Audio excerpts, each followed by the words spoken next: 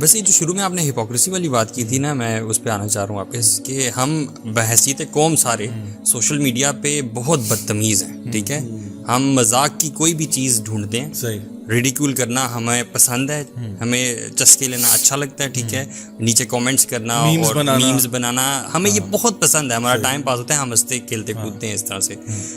یہ سب بہت برا ہے. لیکن یہ جو ایک پریکٹیکل لائیو ایگزامپل ہمارے سامنے یہ اس ریسٹورینٹ میں آ گئی ہے، یہ اچانک سے سب لوگوں کو برا کیوں لگ رہا ہے؟ ہاں، کیونکہ ہم لوگ نا اصل میں ہمارے اوپر سے بلیم ہٹ جائے نا، کسی کو سلاٹر کرنے میں مزہ بڑا آتا ہے نا.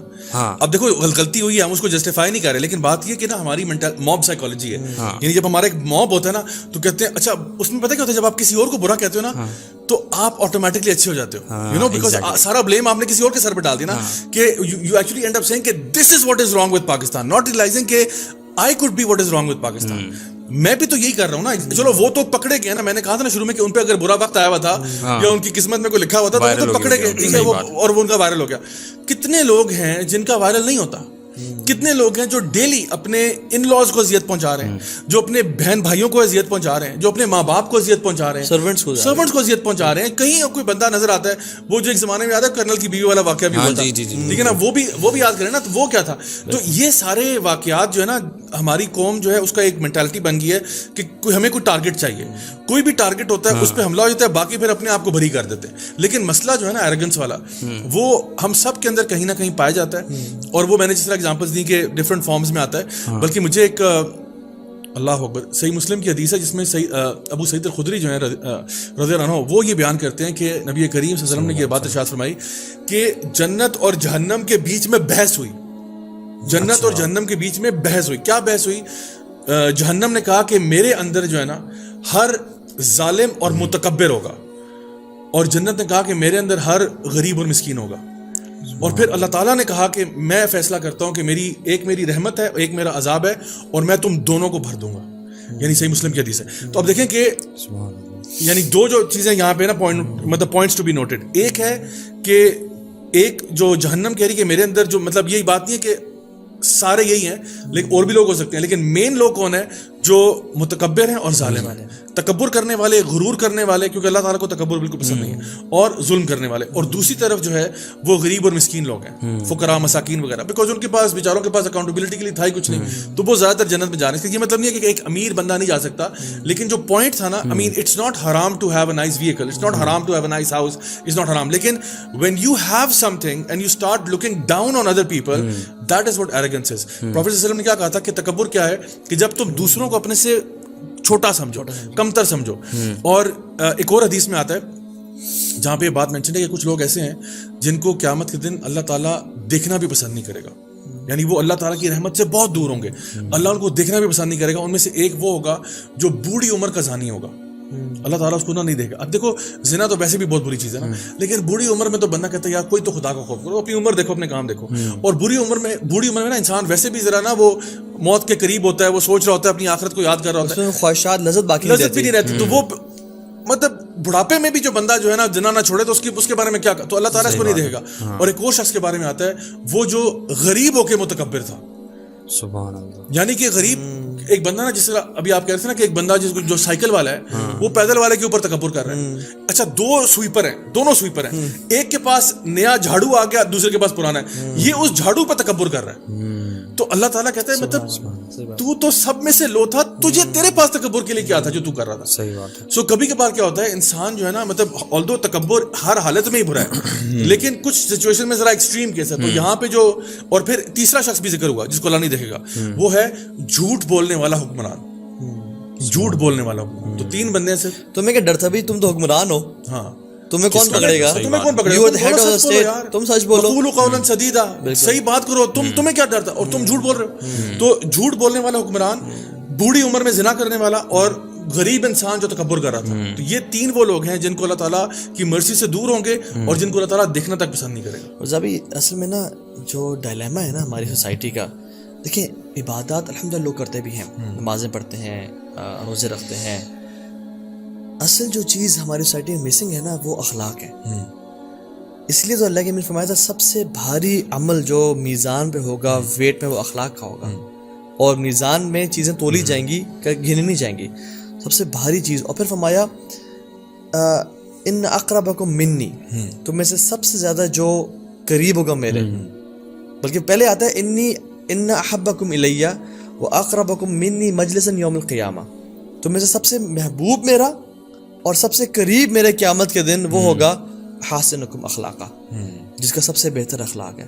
اور پھر فرمایا ان ابغضکم منی, تم میں سے سب سے جو ہے نا بدترین, یہ جس پہ مجھے غصہ آ رہا ہوگا, اور مجھ سے سب سے دور وہ شخص ہوگا جو متکبر ہوگا, زبان کا تیز ہوگا اور لوگوں کو ٹانٹ کرنے والا ہوگا. اور ہمارے ہاں دیکھیں جو سٹیج ڈرامے ہیں جس میں ایک دوسرے کی, جس کو ہم ٹیکنگ کہتے ہیں, جوتے لگاتے ہیں, کیا کی تذلیل کی جا رہی ہوتی ہے, اور اس بندے کی سب سے زیادہ رسپیکٹ کی جا رہی ہوتی ہے ہمارے معاشرے میں جو زبان کا تیز ہوتا ہے, یار مجھے جوگتا مار دے. حالانکہ اللہ کے نبی نے فرمایا صلی اللہ علیہ وسلم کہ اللہ تعالیٰ کو سب سے بدترین شخص وہ لگتا ہے جس کی رسپیکٹ کی جائے اس کے زبان کے برے بول کی وجہ سے, کہ بھائی یہ غصے میں آ گیا تو یہ مجھے لتاڑ دے گا, تو میں رسپیکٹ سے ہی بات کر لوں تو میرا گزارا ہو جائے گا. اب یوٹیوب روسٹرز کو آپ دیکھ لیں, ایگزیکٹلی اسی ڈیفینیشن پہ وہ آتا ہے. ان کی جو فیم کی گیم ہے وہ یہی ہے کہ وہ دوسروں کا مذاق اڑاتے ہیں, وہ بہت بدتمیز ہیں, گالیاں دیتے ہیں, اور کسی بھی بندے کو پکڑ کے اس کو رگڑ دیں گے بس, اور ہماری عوام جو ہے وہ اس کو انجوائے کرتی ہے. اس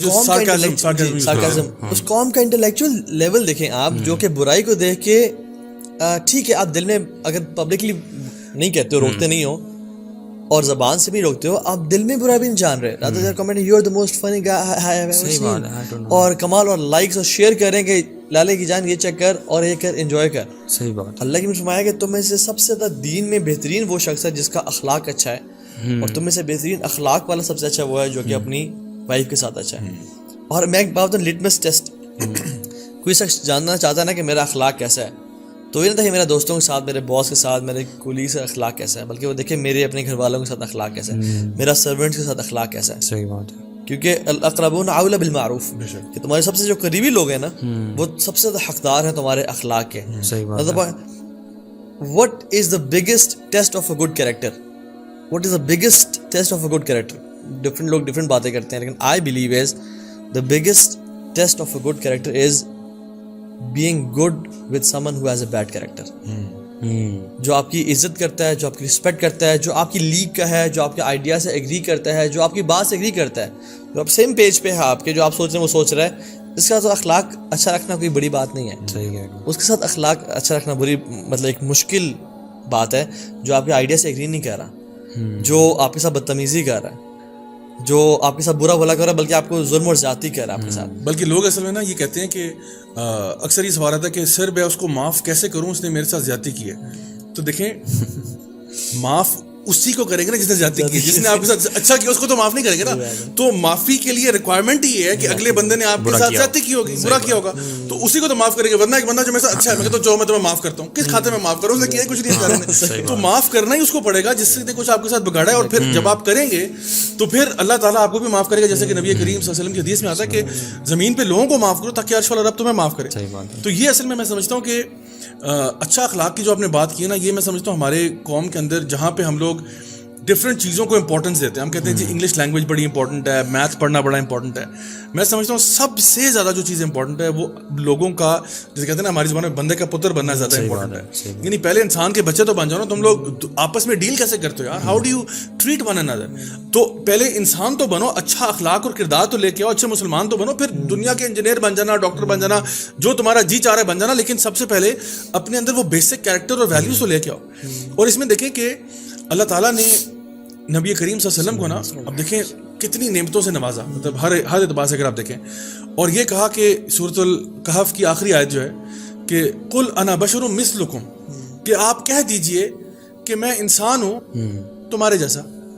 کسے کہہ دو, بلال حبشی کو کہہ دو جو کہ غلام تھے, جو تمہارے ارد گرد لوگ ہیں سب کو کہہ دو کہ میں ایک انسان ہوں تمہارے جیسا. فرق کیا ہے, یو الیہ, میرے پاس وہی آتی ہے. نبی کریم صلی اللہ علیہ وسلم میریکلز ہو رہے تھے آپ کے ہاتھوں, ٹھیک ہے, کھانے میں اضافہ ہو رہا ہے, ٹھیک ہے, پانی جاری ہو رہا ہے ہاتھوں سے, چاند کو جو ہے شق القمر والا واقعہ جو ہے وہ ہو گیا, قرآن مجید نازل ہو رہا ہے, ٹھیک ہے, آپ الاسراء والمعراج کے سفر پہ جا رہے ہیں, اللہ تعالیٰ فرما رہے ہیں وَإِنَّكَ لَعَلَىٰ خُلُقٍ عَظِيمٍ, اللہ تعالیٰ نے ان کو نبوت دی, رسالت دی, یہ ساری چیزیں اللہ تعالیٰ نے دی. اور پھر کیا کہا کہ قل انا بشر مثلکم, میں انسان ہوں تمہارے جیسا. تو اگر نبی کریم صلی اللہ علیہ وسلم کو یہ کہا جا رہا ہے, مجھے پتا ہے میں اور آپ کس کھیت کی مولی ہیں کہ ہم لوگ دوسروں کو اپنے آپ پتہ نہیں اپنے آپ کو کیا فن خان سمجھ رہے ہوتے ہیں کہ ہم لوگوں سے بہت اوپر ہے, اور ہم کہتے ہیں نہیں میں انسان ہوں لیکن تمہارے جیسا نہیں ہوں, میں تمہارے سے بہت ڈفرنٹ ہوں, میں تمہارے سے بہت اوپر ہوں, میں تم میرے لیول کے ہی نہیں ہو, تم میرے مقام کے ہی نہیں ہو, تمہارے سے ہم بات نہیں کر سکتے, تم میرے سوشل سٹیٹس کے نہیں ہو, میں تمہارے ساتھ بیٹھ کے کھا نہیں سکتا. میں آپ کو بتاؤں کہ اگر ہم لوگوں نے اپنے اندر سے تکبر ختم کرنا ہے اور کرنا چاہیے, اس کے لیے کچھ سمپل سی چیزیں. ایک یہ ہے, مطلب 2-3 باتیں بتاتا ہوں. ایک یہ فار ایگزامپل سلام میں پہل شروع کر دیں, یعنی سلام میں پہل, اور چھوٹے ہوں بڑے ہوں آپ ایکسپیکٹ نہ کریں کہ جی مجھے میں آؤں تو مجھے پروٹوکول ملے. آپ کمپنی کے باس ہیں, آپ اسکول کے پرنسپل ہیں, آپ بڑے بھائی ہیں, کچھ بھی ہیں, آپ سلام میں پہل کریں تو کیا ہوگا, آپ کے اندر سے تکبر جو ہے وہ ذرا ڈاؤن ہوگا.